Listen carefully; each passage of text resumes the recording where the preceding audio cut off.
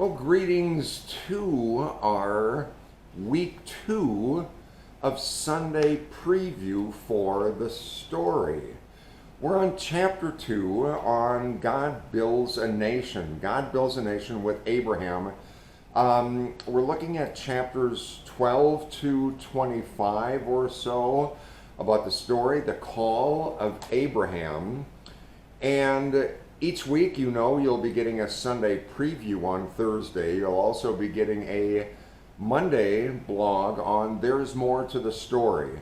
And that will tie into the Sunday sermon, which will work our way through the story. In the October newsletter, you'll be getting and then each month after that, you'll be getting a month look ahead on when the blog, Thursday blog will be, Monday blog will be, related to the Sunday sermon, the adult forum, and all of that will kind of tie together in multiple ways in which we work our way through the story of the Bible this year. Now,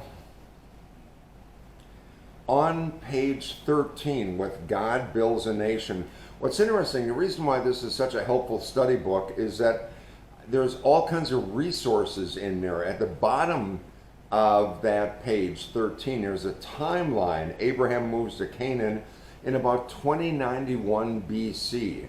So the story of God's people begins with Genesis 1 through 11. That's the prehistory. We don't know exactly when those were written. It wasn't in the same kind of chronological order as it was beginning in Genesis 12 with the call of Abraham. The prehistory are the stories of creation, the flood, the Tower of Babel, the genealogies in there.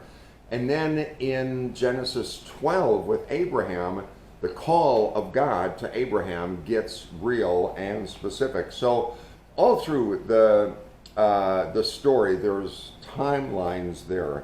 If you have looked at the back, I don't have that right here, but way at the back, page 473,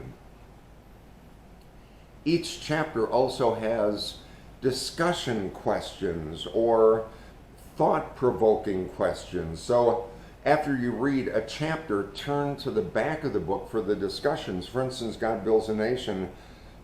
Questions like, Abraham left his homeland and family to follow God. What did God said his reward will be? Second question, what might God be asking you to give up to follow him? Okay? So there's not only questions about the reading, but also relates to you. What is God asking you to do to follow God more closely? Like God said to Abraham, go from your country and your kindred to the place I'm going to show you. And in his moving, God blessed him. In the sermon for Sunday, I say God doesn't steer parked cars.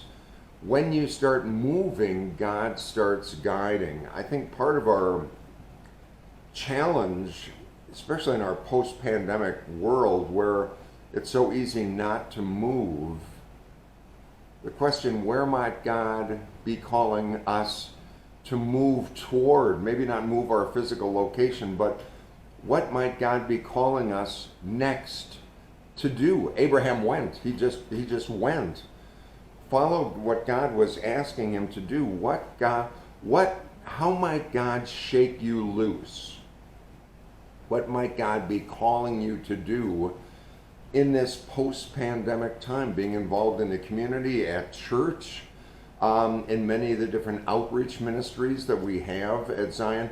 What might God be calling you to do is a question that arises out of this chapter 2. What's interesting to see as God's call to Abraham gets specific from the prehistory, Genesis 1 through 11, to the call of Abraham, is that God begins through Abraham to build a nation for God's people. Even though God,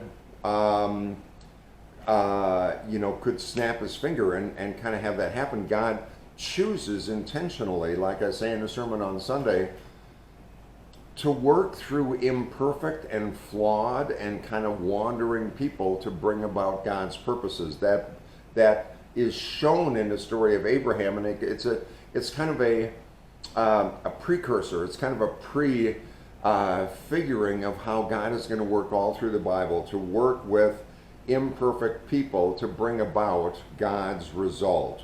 So Abraham had many failures, and yet eventually he responded in faith. Abraham kind of was all over the map in a whole lot of ways that you'll see as you read through chapter 2.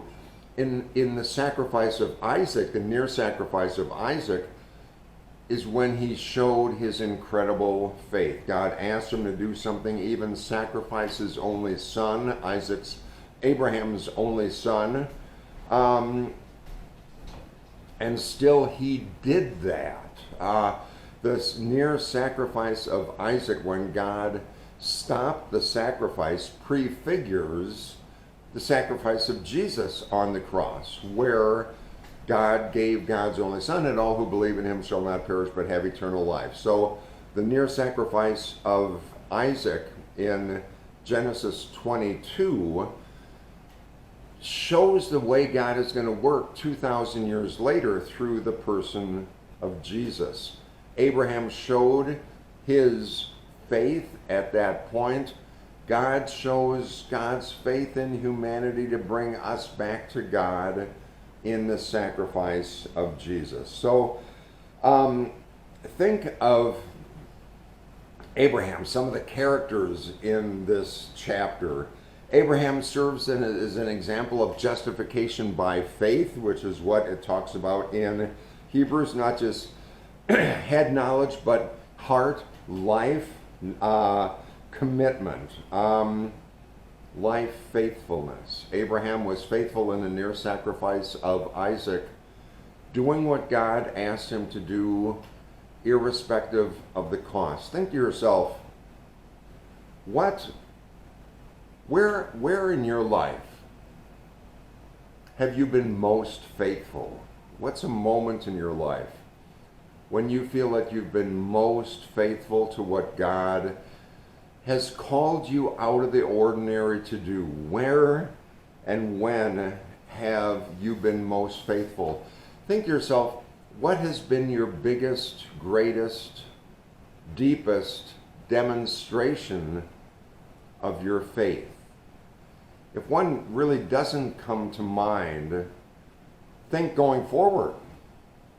What might you demonstrate in your life, your heart, your head, as a showing of your faith in what God is calling you to do? That's kind of what the call of Abraham is about. Abraham went. Isaac is also a secondary person in the story. And Isaac and Rebekah, after a while, his wife, took a long time to have a son.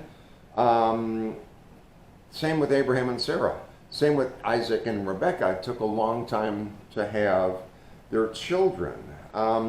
Think about, what have you been waiting for a long time for God to fulfill? A prayer, a promise, an accomplishment in your life. They don't always come quickly. Sometimes we have to wait for those, and sometimes I find it difficult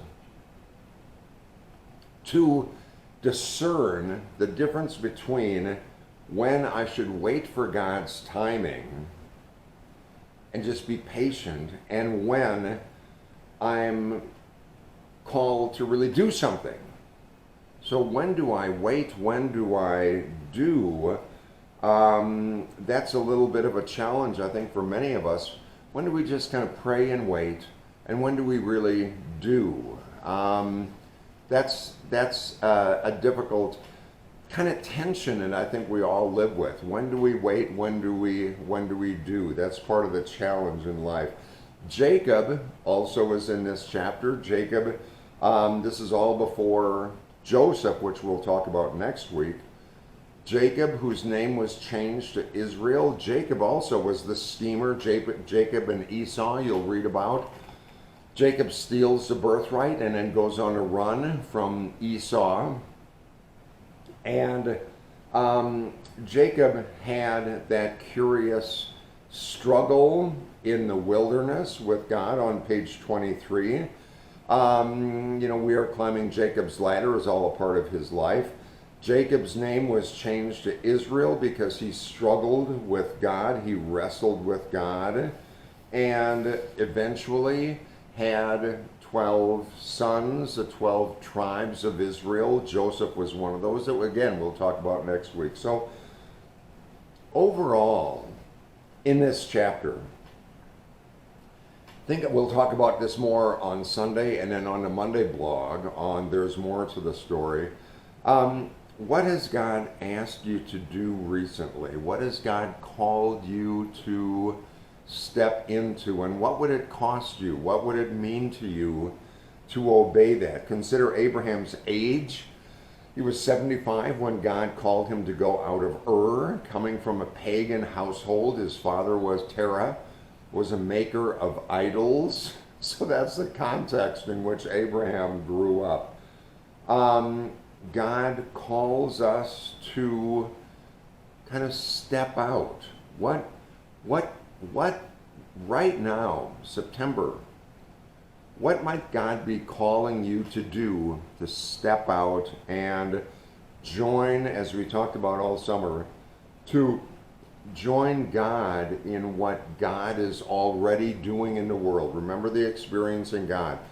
God is at work in the world around you. God invites you to be a part of that activity. Think this September as we get into October, as the fall unfolds, what might be God calling you to do to join God with what God is already doing in the world around you? What is God calling you to do? Think about that. Pray about that. And then once you get that feeling, that nudge, go out and start doing that. Go out and just start following where God is calling you. Because as I say in the sermon on Sunday, when you start going, God starts guiding. When you start moving, God starts leading. God doesn't steer a parked car. And if you feel like you've been a parked car for too long, start moving and God will start leading. Start going and God will start guiding. That's enough for today. So I hope you have a good Thursday, Friday. Come to church, listen on Sunday, listen to the blog on Sunday, and there will be more unfolding with the story. I look forward to seeing you again. You take care. Bye-bye.